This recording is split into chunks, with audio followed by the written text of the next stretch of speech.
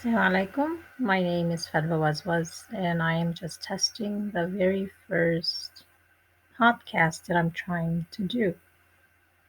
This is just a test, so excuse me while I try to just do a few test cases. I have a blog on my website. It's called Engage Minnesota. If you want to go to the website, it's engagemn.com. You could also type engageminnesota.com. It's supposed to take you to the original website.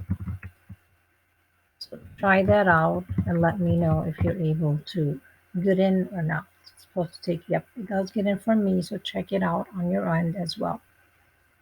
Now, in this particular blog that I had wrote, I had mentioned also a previous blog that I have been working on over the years. It also begins with Ramadan Mubarak, and in parentheses, Blessed Ramadan.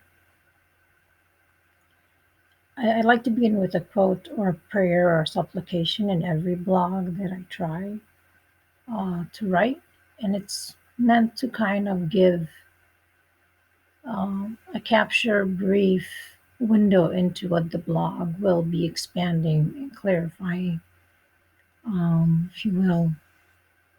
So I look for like a quote or prayer or a supplication that I can kind of get everything that I'm trying to write kind of be a reflection, sort of like we have a logo for a website or a logo for a brand. I try to also look for a quote that will be, you might say,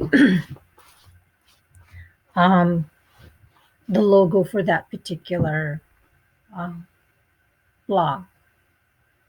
So in this particular one, I started by saying, "Oh God, make faith beloved to us, and beautify it in our hearts, and make unbelief, wickedness, and disobedience hateful to us, and make us among the rightly guided. O Allah, let us pass away as Muslims, live as Muslims, and let us be joined with the righteous." And I took this particular prayer because the aim of Ramadan is to help bring us closer to God. And to bring us closer to God, we need to strengthen the good within us, grow in faith, as well as remove some issues that may be repelling us from getting closer to God. Now, when we use our eyes, or we use people's eyes around us, and I wrote an article about um, my image, um, my honor, my reputation. And the purpose behind that particular, if you will, blog was, and at the time I was reading a lot, and I just want to say I also wrote another one about reflections on healing. And you know how sometimes we all want to do better and we want to be better and we want to perfect ourselves, but the eyes that we use to, if you will, uh, measure ourselves with sometimes are the wrong eyes. And I mentioned in that particular blog my honor, excuse me, my image, my honor, my reputation, about how we can go from doing it for ourselves, ego, um, and Satan was such a person, or we do it for people. We may be individuals who like compliments, like people to like us, like to do things, to belong, to fit in, and there's nothing wrong with that. There's a comfort level there, but when we make that our measuring stick, and we see how sometimes social society can be sick, as we're experiencing right now, social illness around us, and if we value that to a point where we become, if you will, negligent on the eyes of God and how He sees us and how He knows us. And He knows us more than the angels know us. and sees us, and even more than we know ourselves, then we may end up going from being stunted in growth or fossilized if we're obsessed with our own image of ourselves, if you will. So this particular prayer is because as I was also reading the Quran, I learned that I came to an understanding of the Quran that purification or beautification of the individual cannot happen through yourself alone. I mean, you may want it, or through people. It usually happens through the person turning to God sincerely and truthfully, and then God helps the individual to become a better, if you will, individual, and purifies the person's soul. So it starts off by asking God to purify our hearts and beautify it and make faith loving to us. So this is something that's the work and the art, if you will, of God.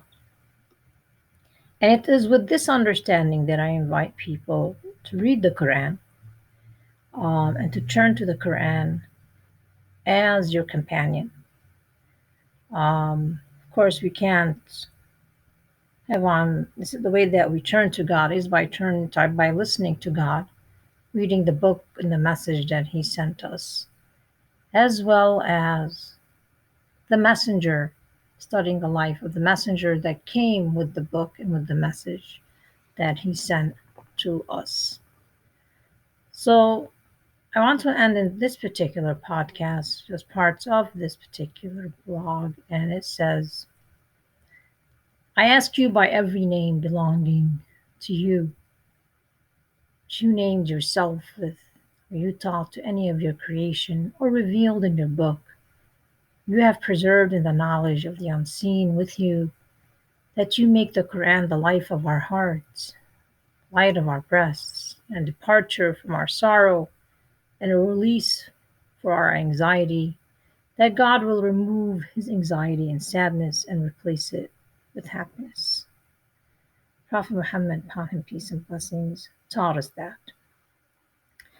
So if we turn this particular Ramadan and every Ramadan with this prayer whenever we are facing sadness or even just happiness, if we turn and we take the Quran as our companion, we are either relieved from emotional pain or we are strengthened, if you will, with um, happiness, if you will.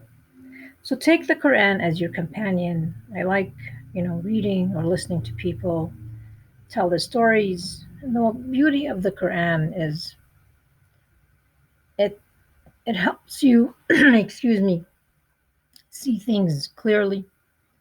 I have not seen or heard stories so beautifully described as the stories in the Quran.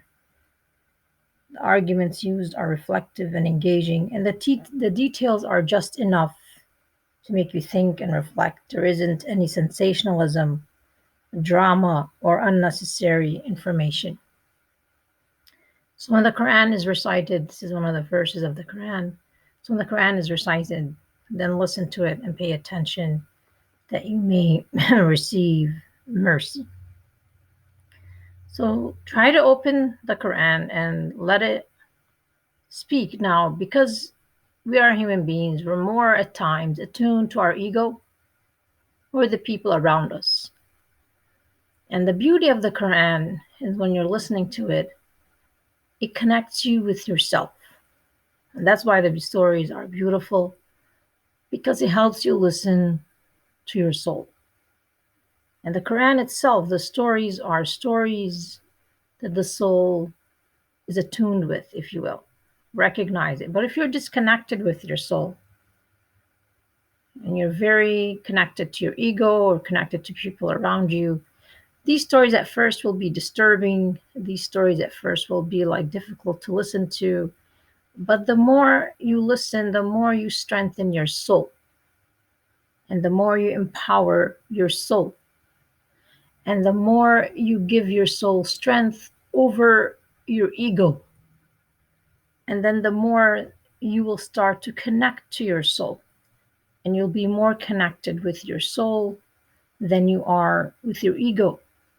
And instead of your ego hijacking your soul and running it at will, you will give strength to your soul to basically ride your ego like one rides a horse with the reins in its hand. Try to listen, if you will, to the Quran, and just try to connect to your soul and let your soul reconnect, if you will, to the words of the Quran, which it knows and recognizes and understands. And I'll continue in the next podcast about listening to God. So, thank you very much for listening today. As I said, this is my first podcast, and I welcome feedback, and I look forward to your feedback about how this podcast went and ways for improvement to make it easier for you to listen to and follow. Thank you very much. Assalamu alaikum wa rahmatullahi wa barakatuh.